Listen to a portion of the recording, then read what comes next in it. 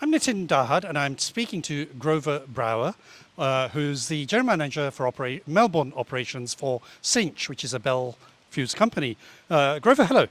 Hello, Nitin. How are you today? I'm fine, thank you. So, before we go into some of the details of the products that you want to talk about, Certainly. just tell me a little bit about what you get up to in Melbourne. This is Melbourne, Florida. Melbourne, Florida, not Australia. And you produce a line of products including transceivers and various other things for the defense and aerospace market. That is correct. We have a fiber optic transceiver line that we've been producing for about 20 years in the Melbourne location. These are all USA-based designs and fabrication.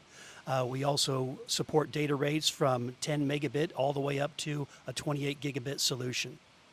Okay, and you're part of Cinch. So, tell me a little bit about that corporate organization. So we're all part of the main company is Bel Fuse, which is traded on publicly traded on the Nasdaq in America.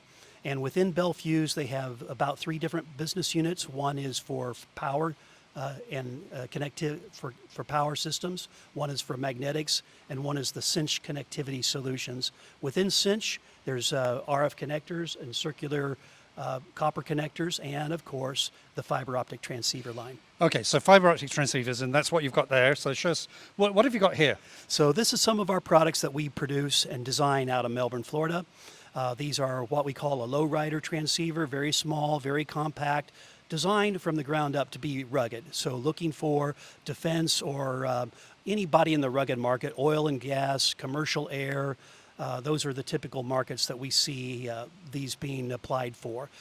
We have solutions all the way down at 10 megabit because there's an awful lot of copper ports at 10 megabit in the world. We have solutions up at 28 gigabit, which is where we're looking to compress an awful lot of data in a very small space, typically in an aircraft, whether it's a commercial or a military aircraft, or in a space application.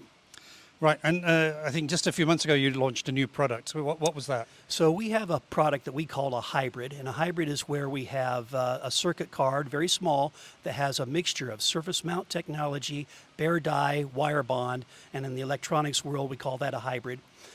That product for us is a 1 square inch footprint and about a 0.2 inch height. And it's a removable socketed device, and that mated height is less than 0.2 inches.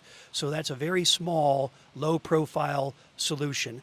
We offer 4 ports at transmit and 4 ports to receive in that package at 28 gigabits per port.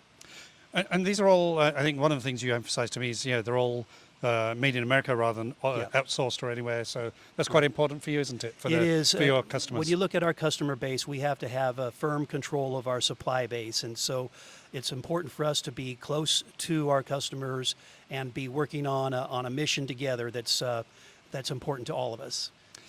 And I mean, let's talk more generally about the trends in the market. What are you seeing? Of course, the trend in the market is always faster and smaller. So we see data rates moving.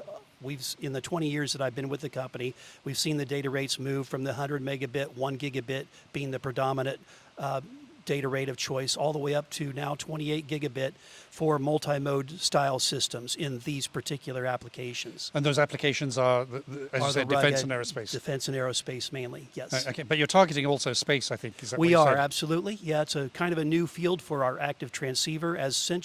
As a company, Cinch has been in the space business for quite some time, with some of the copper solutions. And we've also had space products in our fiber world, in our Fiber Flex product line. But to get the transceivers into space has been fairly new. In the past, we've done some of that, but it's always been in a very low quantity for very rugged applications that are typically a military type of an application. And we're seeing now a lot of commercial space. And commercial space has a little bit, they're not quite as rugged. They don't need, and their volumes SpaceX being the famous one. That's the famous one, right? Yeah. So that's a growing market. It's only going to get bigger. So we believe that our latest entry is going to be a good flagship product for us to enter into that market with active transceivers. Now, I mean, I'm presuming there's a whole bunch of competitors. What sets you out on these active transceivers? Yeah, so in the grand transceiver world, where you're comparing against a telecom or a datacom product, we are rugged. We've been designed from the ground up. When you compare to our competitors that are in this space for the rugged transceiver, Right. what sets us apart is we have a long breadth and depth of product line. We have some parts that go from all kinds of data rates or multi-mode, single mode, and we have a very good reputation in the market for high reliable, does not fail. It's going to work 100% of the time. And some of our competitors are fairly new, last 10 years, not 20 or 30 years in the market. So we think we have a little bit of a leg up from a legacy point of view. Now, what's going to be your next product? Is it just about speed, or is there other things as well? So we have to press forward in all directions. So with some of the low data rate legacy copper solutions, we're starting to see requests for some of the SD and HD video market for undersea types of camera work. We're seeing requests for even higher data rates than 28 gig, or for more ports in a smaller package. So all those are options for us to go develop new products. Well, Grover, thank you very much. Well, thank you. It's been a pleasure.